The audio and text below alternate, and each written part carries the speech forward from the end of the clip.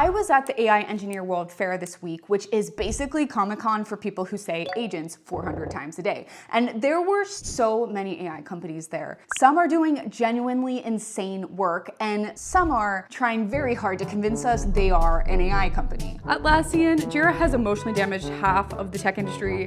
You're not fooling anyone. So today I want to talk about the top 5 AI startups there out of hundreds that are actually smashing it. Not OpenAI or Google, the ones you may not know yet, but probably should. And just to be clear, this video is not sponsored by any of these companies. This is a complete independent review. But first, I have to start with the most disappointing thing I saw, Unitree. You have probably seen their viral videos of their humanoid robots and robot dogs doing flips, fighting, running around, taking monk oaths, looking like we are about 3 business days away from a Black Mirror episode. And I finally saw them in person. They were still remote controlled by these guys over there, and also this cute dog was monitoring. Now, do not get me wrong, the physics and movements and robotics in general were unlike anything I've ever seen before, but the way Unitree robots are constantly making buzz on social media makes them look like they're self-walking, self-thinking, deciding where to go, what to do.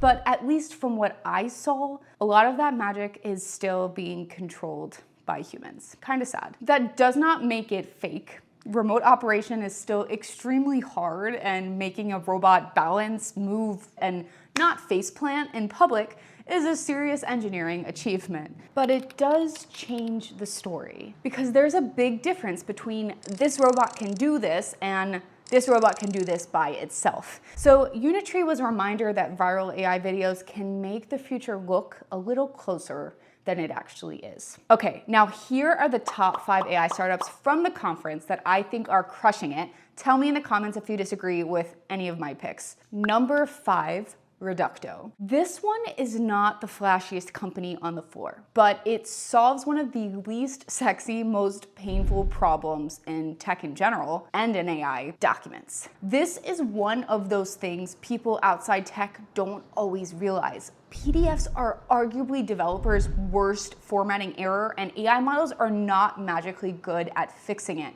We still have this problem. So if you have a 47-page PDF with tables, footnotes, stamps, and a random rotated page from 2008, good luck. Reducto basically helps AI systems turn those messy documents into usable data. And considering the entire business world still lives in PDFs, this is a major deal. Totally not the sexiest, but it works really well. Number 4, Raindrop. I'll admit I'm a little biased on this one. I know the team personally, but Raindrop is such a good example of the kind of company I love at this conference. They are not spending billions trying to look flashy or scream for attention with the biggest booth in the room. I'm looking at you, OpenAI, who literally had a vending machine. They're just quietly winning behind the scenes, and they are already used by some of the biggest companies in the world. The easiest way to explain Raindrop is monitoring AI agents in prod before they misbehave and helping those agents fix themselves. Because agents break constantly. They click the wrong thing, they misunderstand the task, get stuck, or act like they succeeded when they absolutely did not. And Raindrop helps teams catch those failures, understand what went wrong, and improve the agent so it does not keep making the same mistake. Honestly, they have been way ahead of the curve. Now, everyone is talking about self-healing agents and agent monitoring, but Raindrop was already there, and everyone is kind of copying their marketing language now. They also have an open source tool called Raindrop Workshop that thousands of developers are using to test and improve agents locally. So yeah, Raindrop just feels like one of those stealth winners to me. Number 3, Turbo Puffer. Yes, the name sounds like a Pokemon, but Turbo Puffer is one of the companies that sounds boring until you realize the entire AI ecosystem kind of needs it, and they're crushing it. They do vector search and full text search translation when an AI needs to find the right information from a giant pile of data. Turbo Puffer helps it search that pile extremely fast and extremely cheaply. To understand, think about how AI products work now. They are not just answering from memory. A lot of the time they are searching your docs, your company's knowledge base, your code base, your customer data. That search layer really matters a lot, because if the AI pulls the wrong information, the answer is bad. And if the search is slow, the product feels broken. If it gets too expensive, the business model dies. So Turbo Puffer is solving one of those deeply unglamorous infrastructure problems, and it's really a topic of conversation here in Silicon Valley. But honestly, Turbo Puffer is such a cute name. Number 2, modal. Dun dun dun. The AI industry's favorite. Modal is AI infrastructure, which sounds boring, but it is basically what lets AI developers build without fighting servers all day. Because AI products need a ton of compute. They need GPUs and background jobs and model testing, deployment, scaling, and a safe place to run code generated by agents. Normally, setting all of that up is a complete nightmare, and Modal makes it way easier. Developers can run AI workloads, inference training, batch jobs, sandboxes without managing all of the messy backend infrastructure themselves. If you are building an AI company or building an AI product in general, you do not want any engineers stuck configuring servers. You want them actually building the actual product. And that is why Modal is not only so loved, but a tank.